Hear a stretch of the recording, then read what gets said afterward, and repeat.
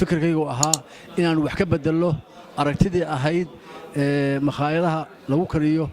cunooyinka caadiga ah ee abadiyada ahaa ee weliga Soomaalidu ay taqaanay waxaan insha Allah waxaan doonaynaa inaan ummadda halka isugu timi u sheegno inaanu diyaar u nahay inaanu wixii tala ah iyo tusaale ka qaadano waxaan diyaar u nahay inaanu soo dhaweyno waxaan diyaar u nahay inaanu bilicda iyo quruxda magaalada iyo wanaaga iyo isbeddelka inaanu la jaan qaadno horumarka adduunka waxaan aad iyo aad ugu faraxsanahay inay dhammaan dhalinyaradii mataqaanaa yaqaanay cunooyinka fudud oo aad iyo aad qurba joogta ahaa ay aad iyo aad uga soo qayb galeen waa ku faraxsanahay inay dareemaan inay dalku ay yihiin dal horumar leh dad wax garanaya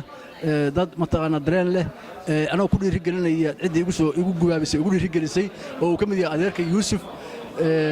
oo ahaa firadii ninkii mataqaanaa igu taliyay inaan hawsha bilaabo iyo rag kale oo la midka ah laakiin aan aad iyo aad ugu xushmaynayo raggii igu soo dhiirigeliyay oo adeer ugu horeeyo iyo marwadeeda oo sharafta badan oo iyaduna aad iyo aad mataqaanaa igu dhiirigelisay assalaamu calaykum waraxmatullaahi wabarakaatuh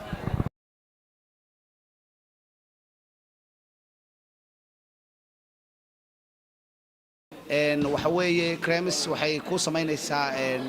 cuntooyinka fast foodka sida iyo ice creamka marka insha Allah taala Maxamed Saciid Muuse iyo familkiisa ayaa businesskan sameeyay insha Allah taala waxaan rajaynaynaa inuu magaalada wax weyn ku soo kordhinayo annaga maanta waan lagu cazumay aad iyo aad baan uga mahad celinaynaa cazumaadaas aad iyo aad baan uga mahad celinaynaa in lagu sharfo in furitaanka aan ka soo qayb galno runtii waxaan isleenahay waa business ama ganacsi magaaladu ay u baahnayd asaga iyo kuwa la mid ah waxaan ilaahay uga baryaynaa subxaanahu wa ta'aala inuu noqdo ganacsi barakaysan oo lagu liibaano runtii annagana aan ka faa'iidno sababtoo ah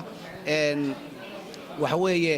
in wax qurux badan oo fiican laynoo keeno inagana aan ka faa'iidaysano u baahanahay aad iyo aad baad mahadsantihiin mar labaad waxaan u mahad celinayaa founderka ama ninka halkan aasaasay Maxamed Saciid Muuse iyo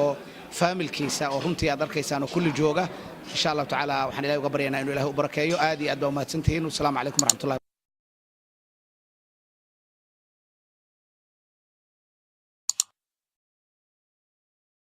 aad baan uga helay jalaatadan cusub iyo alaabahan macmacaanka horteeda yaal mar labaad mar saddexaad waxaan leeyahay hambalyo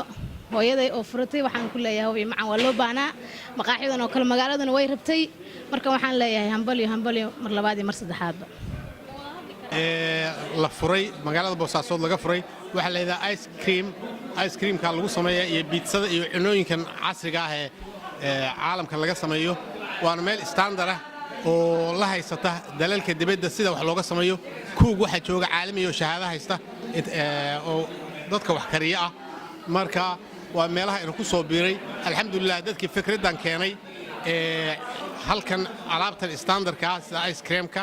biitsada waxyaabaha kale oo weheliya ka furay aad baan ugu mahadnaqaynaa oo furay meesha tan magaalada ku soo kordhiyay hal abuurka fiican magaalada lagu soo kordhiyay wassalaamu calaykum waraxmatullaahi wabarakaatuh dabeecadda aynu leenahay oo Soomaalidu ku badan tahay waxa fiican in laga gudbo oo ah qofku markuu hal abuur keeno oo la arko hal abuurkaas dhaqdhaqaaq inuu leeyahay in lagu yaaco dadka dhan ku yaacaan kabacdina wixii ay isla dumaan marka intii taasi dhici lahayd qof walba uu inta hal abuur qof keenay aad dabada haysan lahayd waxa laga rabaa adigan in hal abuur keentid maalka gelisid